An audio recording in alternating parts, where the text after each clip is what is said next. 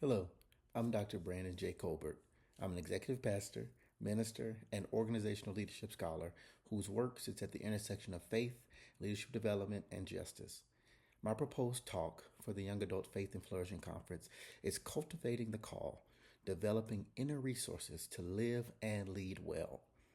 Young adulthood is often described as a time of possibility, but it can also be a season of constant transition.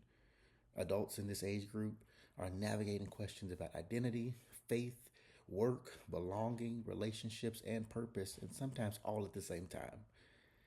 And it's also around this time that faith communities encourage these young adults to discover their call, to use their gifts, to even step into leadership positions. Yet, we don't always help them develop the internal resources that they need to remain faithful, especially when the path becomes uncertain, unclear, difficult, or even different from what they expected. That's why this talk introduces psychological capital, or PsyCap, as a bridge between leadership scholarship and spiritual formation. PsyCap includes 4 developable internal resources: hope, self-efficacy or confidence, resilience, and optimism. Hope helps us identify meaningful goals and imagine pathways forward. Self-efficacy strengthens our confidence that we can respond to the work that's before us. Resilience helps us recover from setbacks, criticisms, and transition. Optimism helps us face difficulty without surrendering our belief that a meaningful future is possible. These resources are important because they are not fixed personality traits. They can be named, strengthened, and cultivated.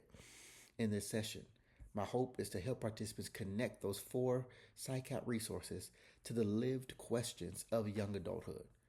How do you maintain hope when there isn't one obvious path forward? How do you build confidence before you really feel fully ready? How do you recover when something you prayed for just doesn't work out? How do you remain optimistic without ignoring the realities of injustice and disappointment and uncertainty? This session addresses faith and flourishing because calling involves more than discovering what you're supposed to do, but it also involves becoming the kind of person who can pursue that calling with faithfulness, courage, and the care for others. So for young adults, this framework offers language for understanding and developing what God has already placed with them. For churches, campuses, and organizations, it offers a more intentional approach to formation that moves beyond motivation alone. My hope is that participants leave asking a different question. Instead of only asking, "What am I missing?" they'll begin asking, "What's already in my hands? And how can I cultivate it for the life and work ahead?" Thank you.